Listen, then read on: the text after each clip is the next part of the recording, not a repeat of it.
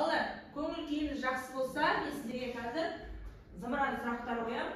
Допты кім қағылады, сол тез арада жауап беруге тырысамыз. 1917-24 жылдан Ресей үкіметінің басшысы кім болды? Владимир Ильич Ленин. Жақсы. 1918-21 жылдары қандай саясат болды? Әскери коммунизм. Әскери коммунизм саясат. Дұрыс, тияз. 1919-20 жылдары қандай соғыс болды? Дұрыс, азамат соғысы болды. Жаңа экономикалық саясат қай жылда қабылданды еді? Жанр 1921 жыл, өте дұрыс. Әскери коммунизм саясаты қандай төтенше шаралар енгізді? Зере? Жеке өнеркәсіпті жойды, азық-түлік салығын енгізді, мемлекеттік монополия. Азық-түлік салығы ба? Салықтарды енгізді. Мемлекеттік монополия тәртібі енгізді. Өте дұрыс. Келісеміз оларда? Жақсы. Әскери коммунизм саясаты бойынша азық-түлік салығының шаралары қалай қабылданды? Әсел? Қазақтар қабылдады, себебі артық өнімдердің барлығын тартып алды. Қандай жолмен тартып алды? Күштеп тартылған жоқ па? Дұрыс па? Келісімсіз күштеп тартылған. Жақсы. Жақсы балалар. Үй тапсырмасын кішкене есімізге түсіп пысықтап алдық, жақсы. Балалар, менің қолымда қандай кеспе қағаздар бар. Осы кеспе қағаздарды бәрін бірінде таңдап көрейікші. Таңдайықшы, ортаға шайық балалар. Таңдаймыз. Тоқтатамыз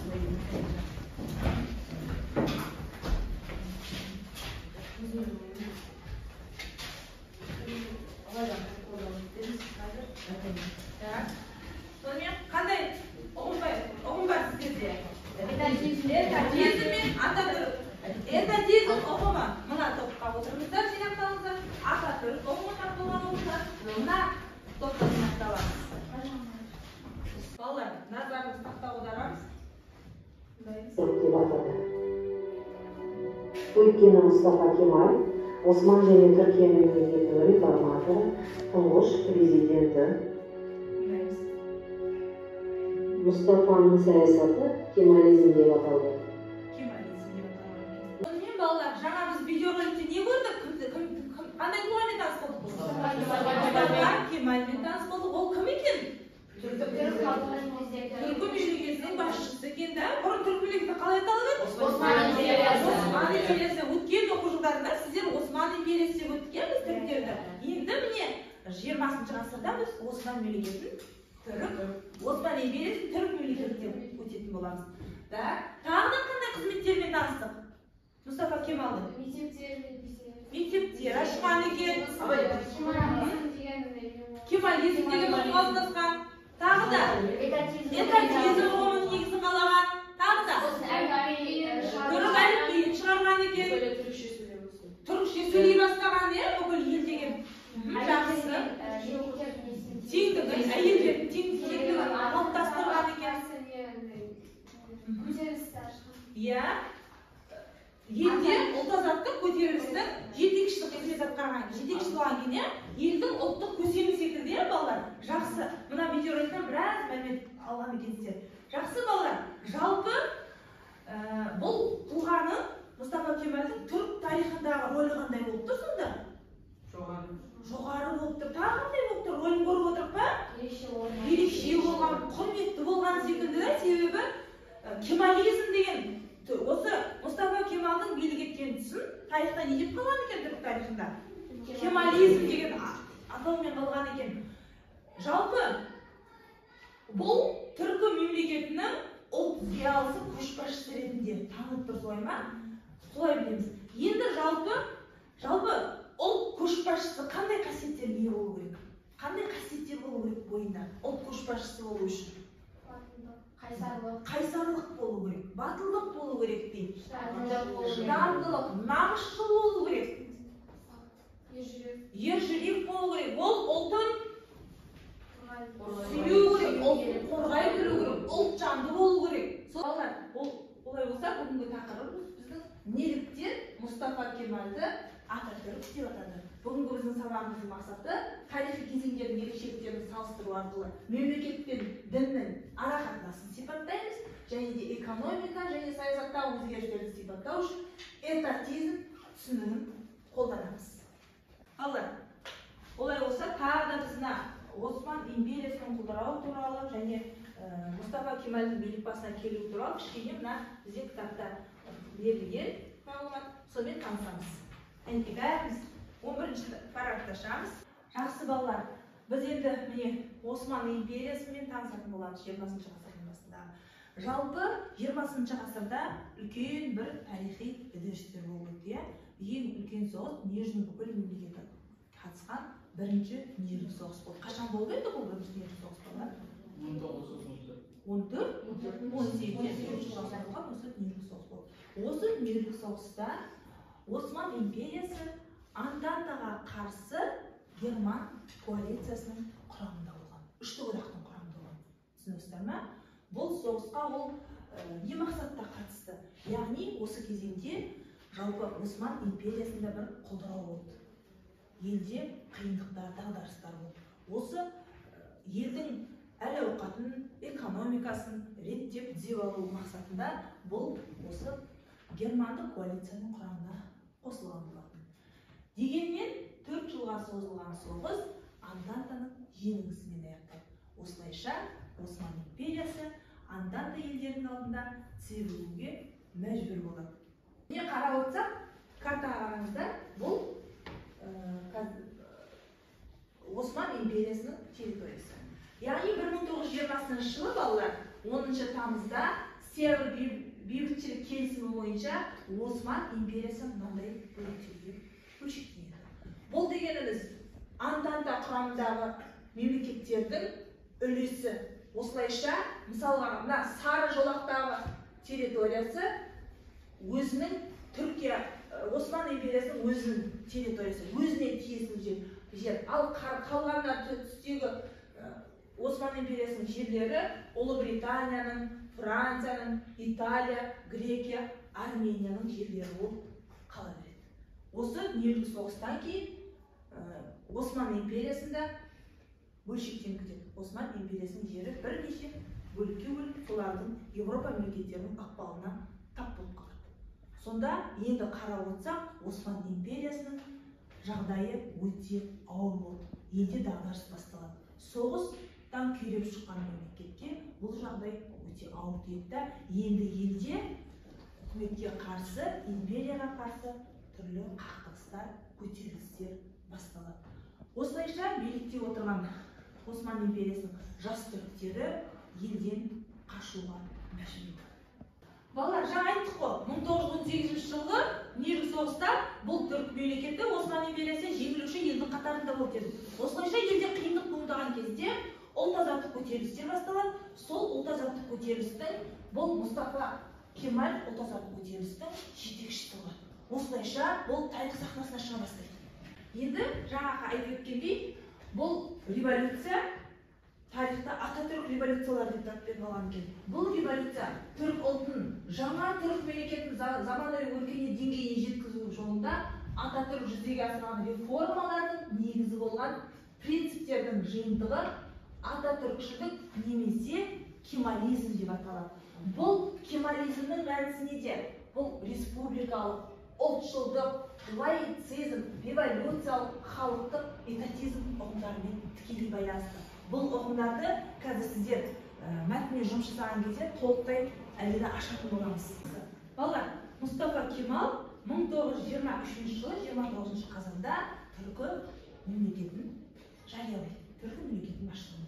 Ол барлық салаға реформа енгізеді. Атап айтатын болсақ, саясат саласында қандай өзгерістер енгізді. Сұлтандықты жойды. 600 жыл бойы билік еткен Осман империясының сұлтандығын жойды. Түркия республика болып жарияланды. Әрі қарай Түркияның жаңа парламенті ұлы ұлттық мәжіліс ұйымдастырылады. Халифат таратылады, жаңа конституция қабылданды. Түркі отырыңыздар. Әрі қарай құқық саласында қандай өзгерістер енгізді? Бұл жерде шариғат соттары таратылады, азаматтық кодекс және жаза туралы заңдар қабылданады. Әрі қарай әйелдер мен еркектердің арасында тең құқық беріледі, көп әйел алуға тыйым салады. Енді салыстырайықшы, дәл осы кезеңде 20 ғасырдың осы 20 жылдарында қазақ өкілдері де осы мәселені көтерді ма? Көтерген болатын, иә? Әйел теңдігін көтерген болатын. Естеріңізде ма? Міне қарап отырсақ, бұл да түркі мемлекеті, біз де түркітілдес мемлекетпіз. Қарап отырсақ, көптеген ұқсастықтары бар екен, иә? Әрі қарай балдар, білім беру саласында қандай жаңалықтар енгізді? Латын жазуына негізделген жаңа түрік әліпбиін қабылдаған екен. Жаңа типті университеттер құрылды, білім берудің тұтастай жүйесі қалыптастырылды, лаицизмге бағытталу жолында діни мектептен ажыратылып, бәруштердің ғибадатханалары таратылады. Әрине, бірақ дінге толыққанды тыйым салған жоқ. Біз Қазақстан тарихында біз зайырлы мемлекет құрамыз деді ғой, қазақ зиялылары. Сол секілді бұл жерде зайырлы деген ұғымды түркі мемлекет өткен кезде біз лаицизм деп өтеміз. Түсінікті ма? Дінді мемлекеттен, мектептен ажыратып құратын мемлекетті. Әрі қарай, батысшылдық бағытында қандай өзгерістер енгізілді? Яғни сағат мерзіммен күн сүзбе өзгертілді. Бұрын соңды бұлар хижра жыл санау жүйесімен жүрген болса, ертедегі мына бір арабтардың хижра жыл санау жүйесімен жүрген болса, енді кәдімгі біздің бүгінгі күнде біз Григориан күн сүзбесімен жүріп жатырмыз ғой. Сол Григориан күн сүзбесіне ауыстырылады. Түсіндіңдер ме? Жыл санау жүйесі өзгертіледі. Әрі қарай тағы да қандай тарих ғылымы саласында қандай өзгерістер енгізді? Түрік тарихын шынайы тұрғыдан жазу ісі қолға алына бастайды. Бұл үшін Ататүріктің өзі түрік тарихының басты бағыттары бағдарламалық мәні бар еңбек жазған екен. Әрі қарай тағы да қандай тіл білімі саласында қандай өзгерістер енгізді? Араб тілін, түрік тілін, араб парсы элементтерден мейлінше тазартады, бүкіл халық еркін түсінетін және қолданатын деңгейге көтеруді мақсат еткен екен. Жақсы. Балалар, мен сіздерге камнан кеспен таратайын, қараңыздар, танысыңыздар. Бірінші дүниежүзілік соғыстан кейінгі Түркияның жағдайын анықтаймыз. Сіздерге бірнеше сөйлем берілген, сол сөйлемдердің ішіндегі дұрыс деген сөйлемді белгілеп қоямыз. Танысайық сөйлеммен. Біреуі де дұрыс болуы мүмкін, бірнешеуі дұрыс болуы мүмкін. Таныса қойыңыздар. Міне, мына сөйлемдерге бірінші дүниежүзілік соғыстан кейінгі Түркияның жағдайын анықтаймыз. Бірінші дүниежүзілік соғыстан кейінгі Түркия жағдайын анықтаймыз. Балалар, болдық па белгілеп? Қараймыз. Дұрыс жауаптарын тақтаға қарап, қағаздарына қарап, белгілеп алды балалар. Көп қанша қояды. Сонымен дұрыс жауабын қараймыз. Дұрыстап аламыз қағазды қарап. Жердің біраз бөлігінен айырылды ма? Айырылды. Қандай мемлекеттердің үлесіне тиесілі ол жерлері Түркияда? Ресей емес. Германия, Италия, Франция, Англия. Англия мана естеріңізде ма? Картада осы жерлерге біраз жер тиесілі болды. Бұл басқа? Кәнеки, кімдікі қаншалықты дұрыс болды? Әзір, нешеу дұрыс болды? Жетсіз. Біреу дұрыс та? Бір ұпай алдым. Үшеу де дұрыс па? Үш ұпай. Екі ұпай. Екі ұпай. Біреу қалған. Нұрислам. Екі ұпай. Үшеу де дұрыс па? Жарайсың. Жақсы. Үшеу. Жақсы. Нені артық берілесің? Отаншылдық саясаттың жүргізілуі көріністен тілдері. Жақсы. Жас түріктер елдер бірігіп ұйымдастырып, билікті тартып алды. Отаншылдық саясаттың жүргізілуі жалғасын тапты. Түрік халқының азаттық күресі болды. Феодалдық қоғамның үстемдігі артты. Балдар, алдарыңызға мынандай кеспе қағаздарын тартып қойыңыздар. Сол бойынша мына Мұстафа Кемалдың реформаларының бағыттары бойынша сәйкестендіреміз. Мысалға, саяси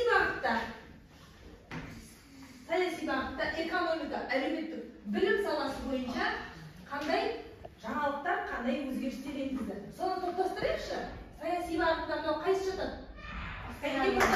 Топтастырамыз. Қайсы енді? Мысалға. Жаңа түрік. Осы деп отырсың ба? Жаңа түрік әліпбиін жақсы. Білім саласына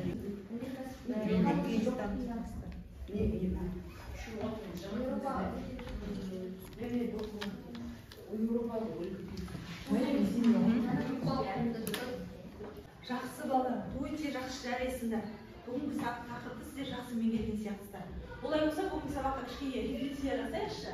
Қазір мен мынандай рефлексия жасаймыз. 3 минуттық эссе әдісімен рефлексия жасаймыз.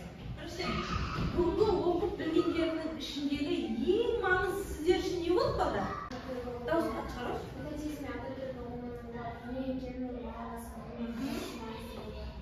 Дұрыс. Сіздер үшін не маңызды болды?